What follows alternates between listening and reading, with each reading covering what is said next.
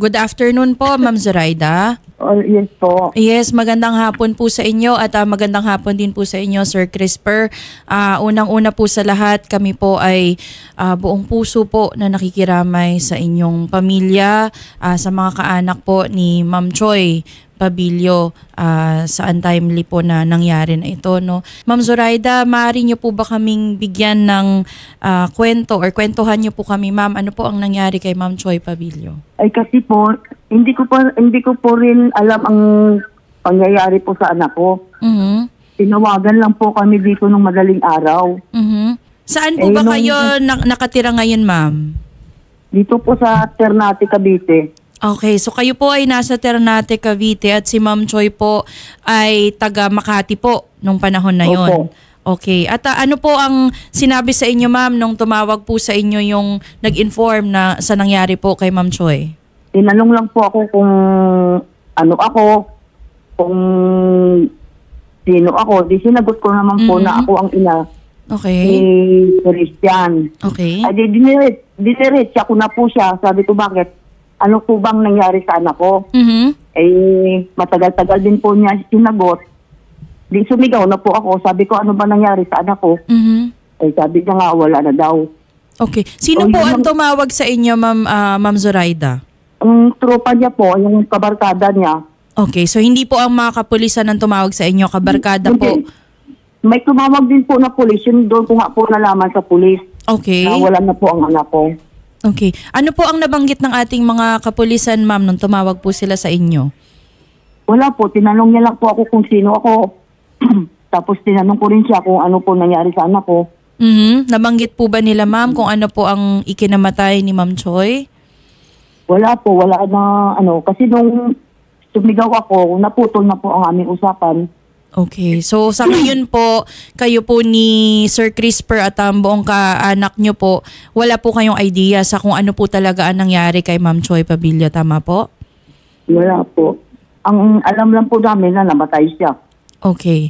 Sige po. Sa ngayon po ba, ma'am, si Ma'am Choy po ba, nalagak na po ba natin ang kanyang bangkay, na ilibing na po ba siya, ma'am? Hindi pa po. Okay. So sa ngayon po ay kayo po ay naglalamay pa rin po, tama po? Opo. Base po sa ating researcher, nagtamo po si Choy ng 36 na saksak sa iba't ibang bahagi ng kanyang katawan. At ito nga po yung doon sa kanyang dorm, sa loob po ng kanyang inuupahan. Okay. Ito ay sa Makati? Yes po. Tama. No. Ma'am Zoraida, sa pagkakaalam niyo po, wala po bang kaaway or nabanggit na nagbabanta po sa kanyang buhay itong si Ma'am Choy Pabilio bago po nangyari ang insidente?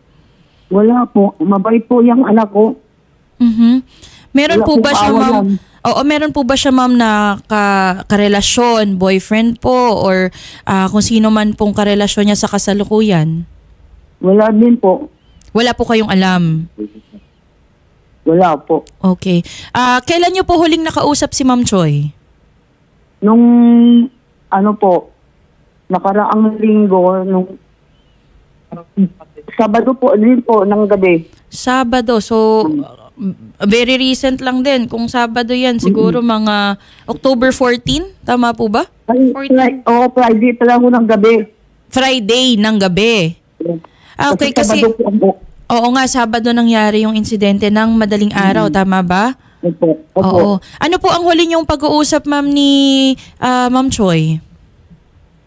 Nung tumawag po siya, tinanong ko lang, sabi ko, kumain ka na ba? Sabi niya, opo. Sabi ko, uuwi ka ba? Mm-hmm. Sabi, maybe. Sabi niya, sagot niya sa akin. Sabi ko, pag ginabi ka, huwag ka nang tumuloy umuwi at delikado ang dadaanan mo. Opo. Baka may walang tricycle. Mm-hmm. Sabi, hindi, uuwi ako kasi hanggang Ternate naman yung naghahatid sa akin na Grab. Mm-hmm. Okay. So, yun po ang huli ninyong usapan na makakauwi Opo. pa si Ma'am Choy sana. Opo. Sir Crisper, sa inyo po, kasi bilang kayo po ang kapatid, baka meron kasi siya rin minsan, no, mas open ang mga magkakapatid kaysa sa kanilang mga magulang. Wala po bang nabanggit sa inyo, sir, ang inyong kapatid na meron po siyang nakakaaway, nakaalitan, o meron po siyang karelasyon nung bago po nangyari ang insidente? Wala po, ma'am. Wala po. Kahit po sa mga kaibigan niya, sir, wala po ba nagsabi sa inyo na pinaghihinalaan nila? Wala. Malihim kasi po yun. Malihim talaga. Nako.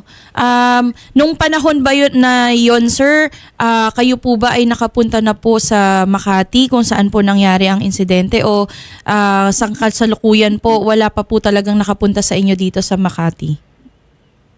Wala pa po. Sa police station pa lang po nakakarating. Okay, kasi yung police pa lang ang nakakaalam talaga ng lahat. Good afternoon po, Sergeant Marvin. Yes po ma'am, magandang tanghali po. Yes po, good afternoon po. Sir, maaari mo ba kaming bigyan ng impormasyon ukol sa inyong investigasyon? Kasi sa kasalukuyan po ay nakatira po sila Ma'am Zoraida or yung pamilya po ni Ma'am Choi sa Ternate, Cavite at wala po silang idea masyado doon sa nangyari sa kanilang kaanak. Maaari niyo po bang bigyang linaw, sir? Ano po ang nangyari? Based dun po ma'am sa investigation namin, prior dun ma'am, may tumawag po ang Bangkal Police namin regarding sa natagpo ang patay. Mm-hmm. So, immediately, nag-proceed kami sa area para mag-conduct ng investigation. Mm-hmm. At dun nga namin na ang bangkay ni Sir Christian. Mm-hmm. Then, nag-conduct kami ng investigation, follow-up investigation, tapos nakita namin yung suspect, nag-backtracking kami dun sa ano. Actually, ang ano namin dyan, patuloy pa rin naman po ang ano natin, at may linaw na rin naman po ang kaso natin. Okay. Sir, nabanggit nyo may suspect na kayong pinaghihinalaan, tama ba? Opo, pero hindi ko pa bigay yung exact detail ng suspect. Yes sir, naiintindihan po natin yan para dahil ongoing po ang investigasyon at ayaw natin na mabulilyaso, no? Pero ito pong sinasabi nyo na suspect, Sir Master Sergeant Marvin, isang tao lamang po ba ito o marami po ba sila? Opo, isa lang po. Isang tao lamang. At ito po ba ay malapit po kay Sir Christian or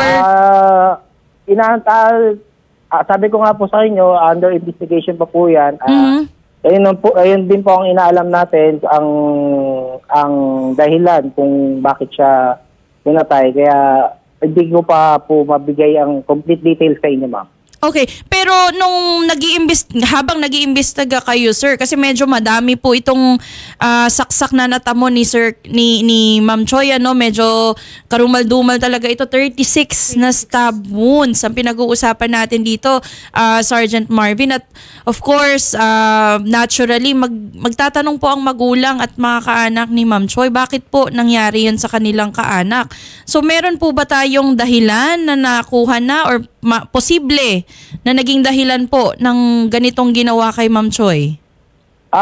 Kung meron man ako, ma'am, hindi ko para i-disclose dito sa media o mag-direct na lang po ko sa kamag-anak para sa kanila ko po ibigay yung mga information na nakukuha namin. Yes sir, naririnig po, in fact nakikinig po ang magulang po at kapatid ni Ma'am Choi ngayon dahil nais nga po nilang malaman, sir, humihingi po sila ng tulong sa amin para malaman po yung impormasyon, sir. So baka maaari nyo pong sabihin sa kanila directly. Siguro Ma'am Zoraida, kausapin nyo po si Master Sergeant Marvin kasi nandito na rin naman po kayo.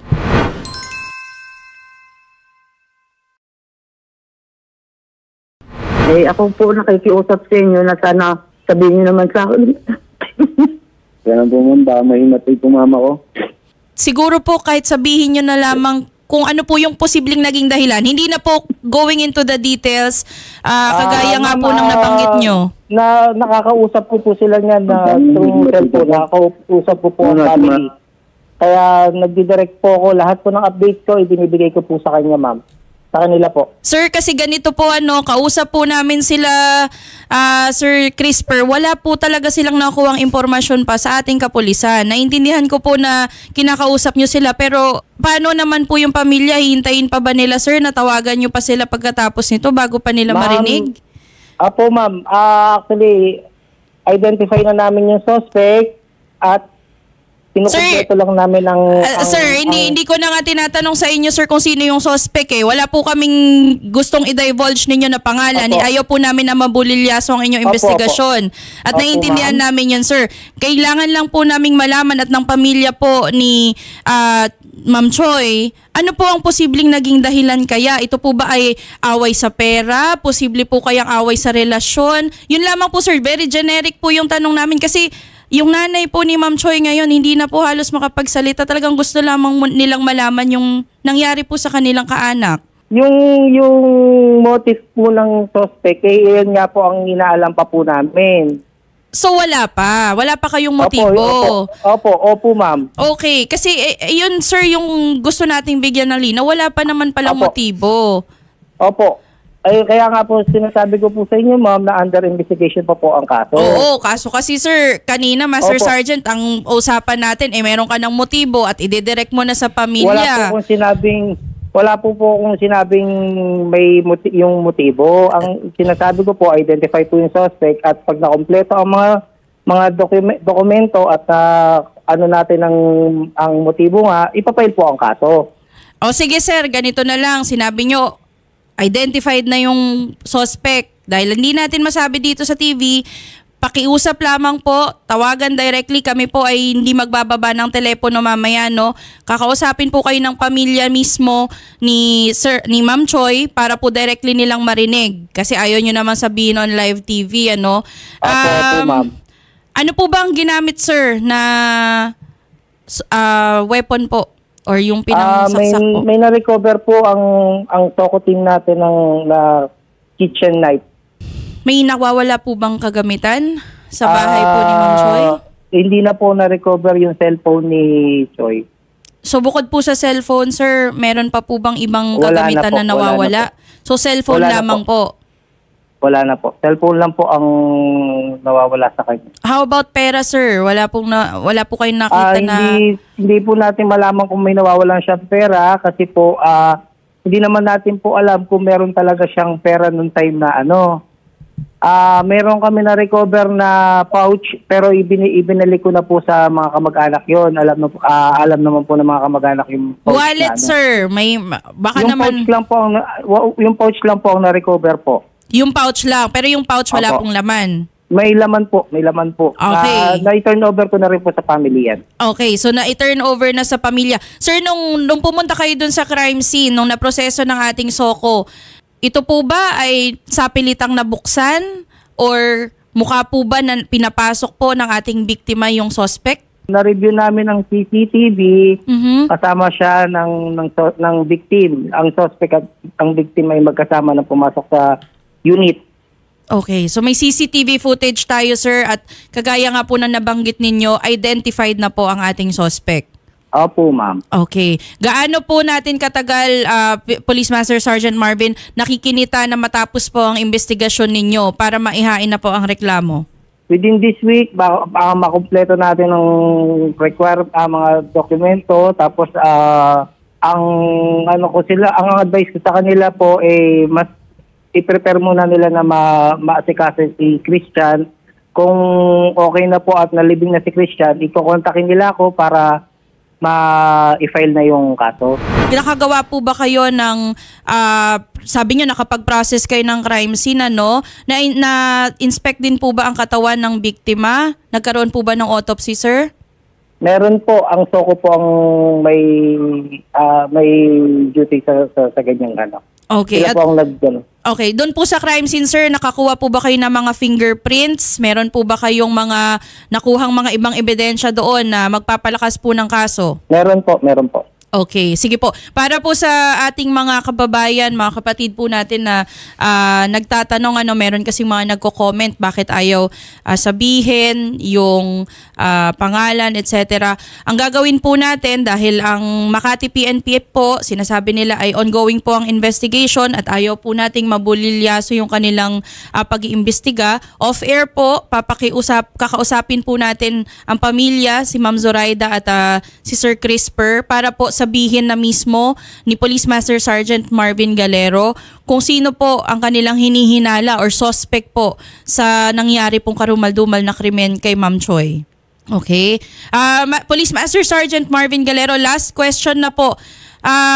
Sino po ang maaaring kontakin ng ating pamilya? Kasi sa kasalukuyan, kagaya nga po ng nabanggit natin kanina, ay hindi po sila nabibigyan ng kumpletong impormasyon ukol po sa nangyari sa kanilang kaanak.